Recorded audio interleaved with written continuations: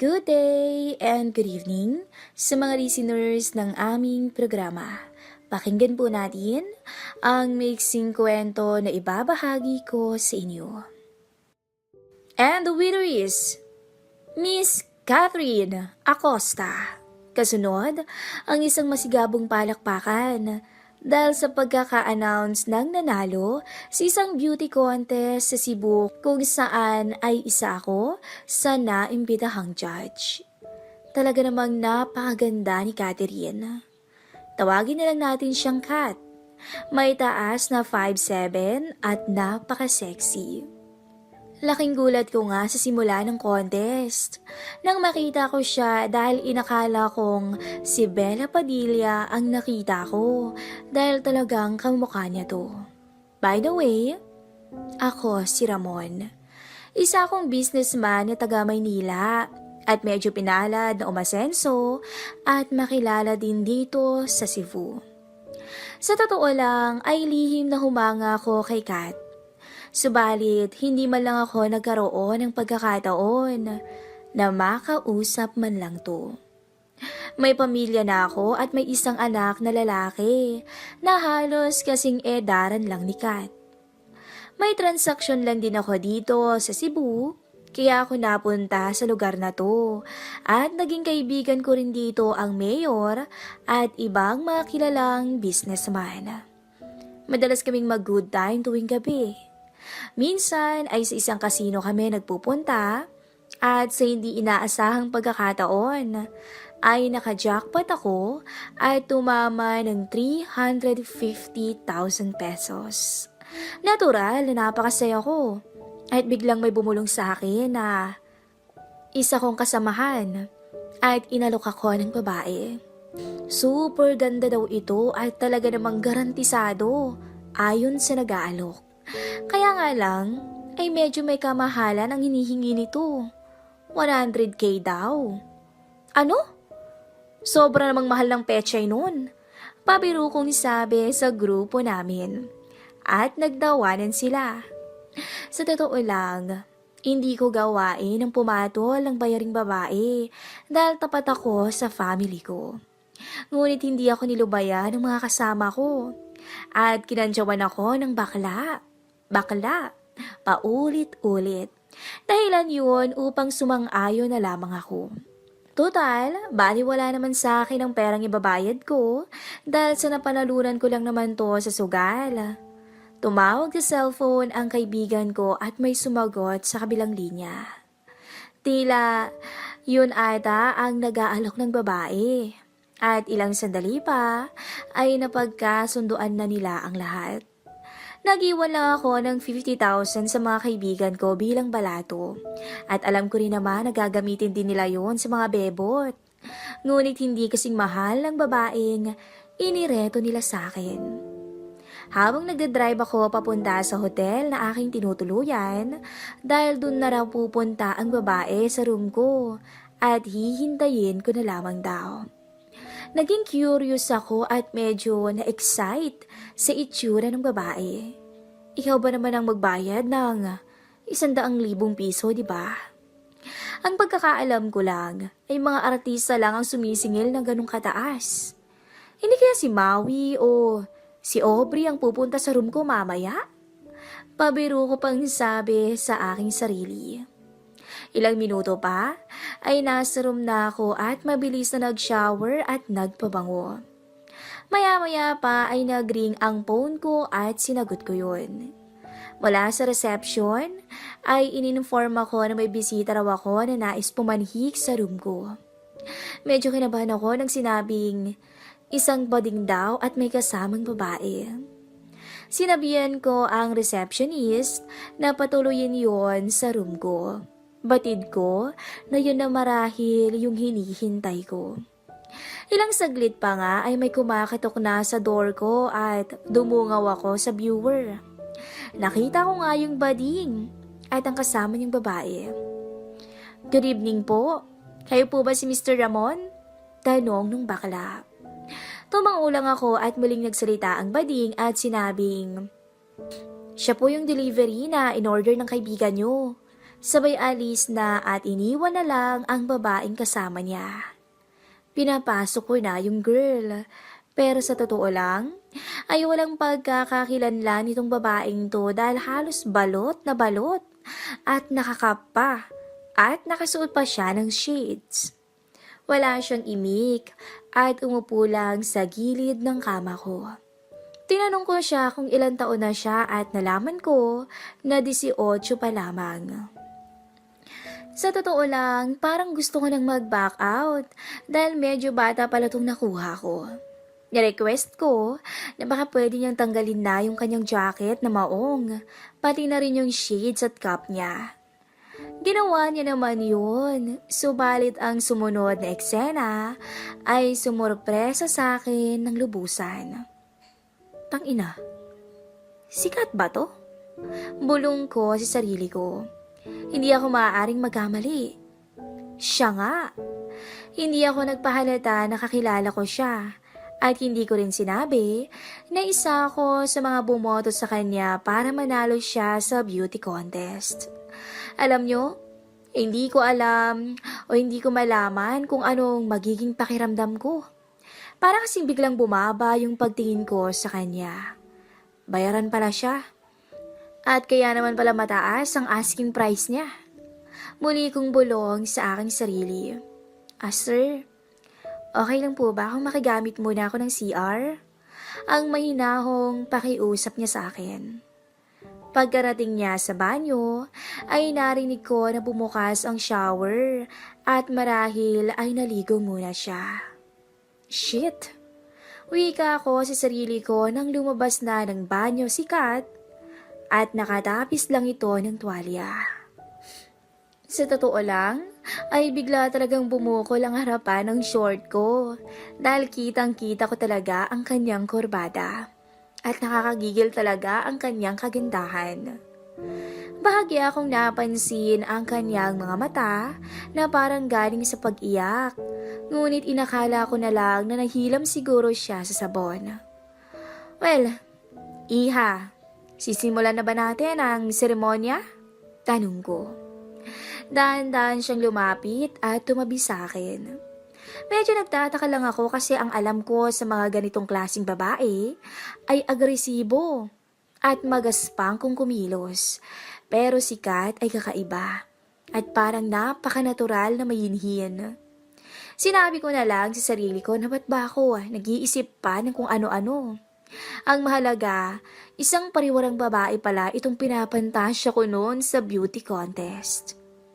Dahan-dahan ko siyang inihiga sa kama at sinimulan ko siyang halikan sa noo, ilong at sa pisngi muna. Wala siyang gibo at parang napakalamig niya. Kahit papaano, ay gusto ko pa rin maging gentleman sa gagawin kong pagpapakasasa sa kanya at dapat lang nasulitin ko ang ibabayad ko sa kanya. Unti-unti kong kinalas ang towel na nakabalot sa kanya.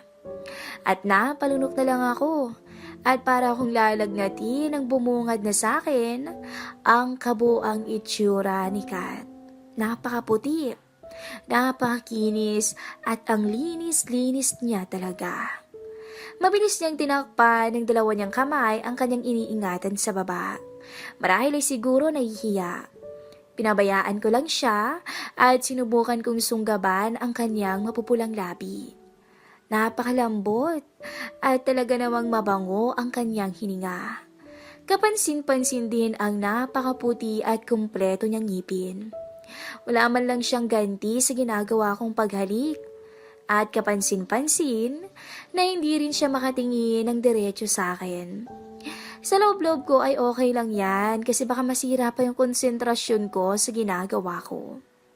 Naging mapangahas ang pagsuyo ko sa kanyang labi at grabe, para akong hihimatayin ng mga oras na yon.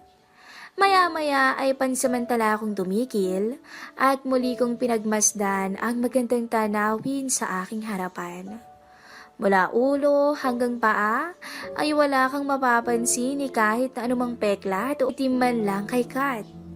Dala marahil sa sobra niyang linis at maingat na pangangalaga ng sarili. Jackpot talaga ako.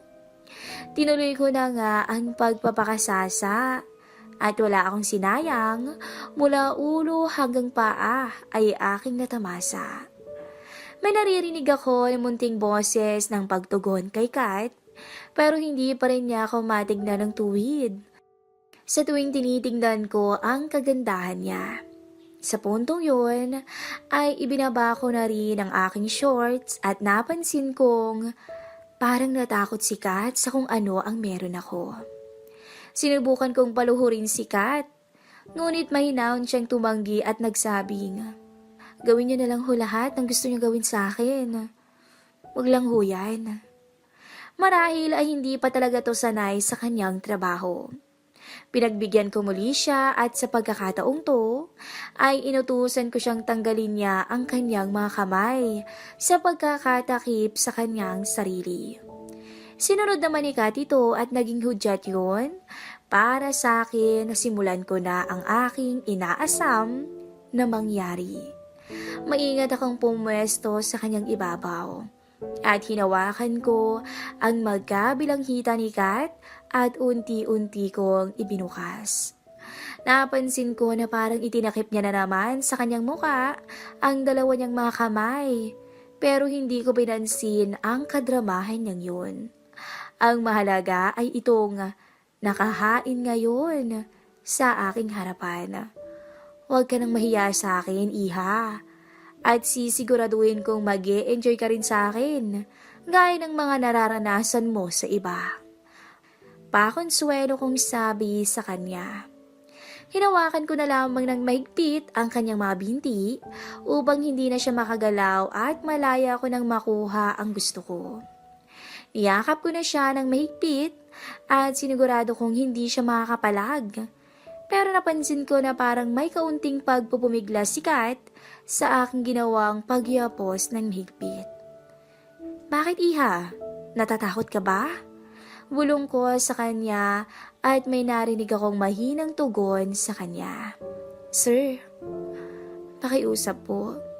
Daan-dahan lang po sana." "Sige, kung yun ba ang trip mo eh." Napangising na lang ako ay tuluyan ng nagpakasasa at kumatok sa pintuan ng langit.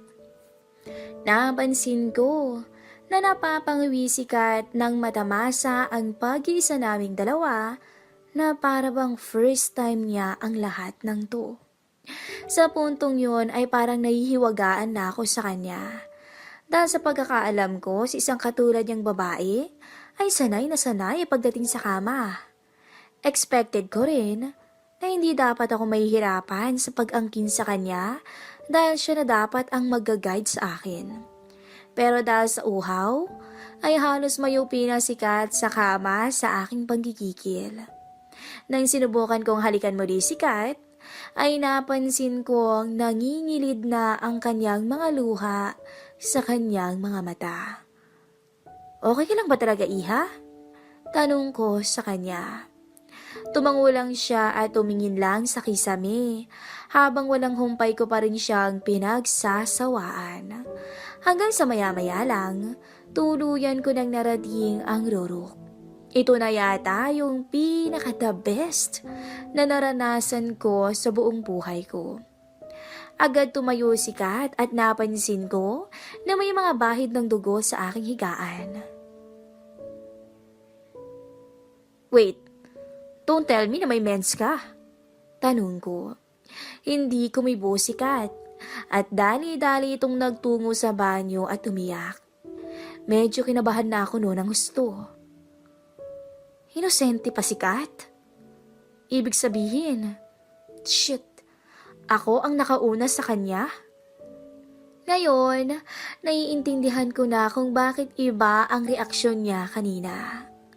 Mali pala ang akala kong bayarang babae siya. Talagang nakonsensya ako ng gusto. Una, batang-bata pa siya.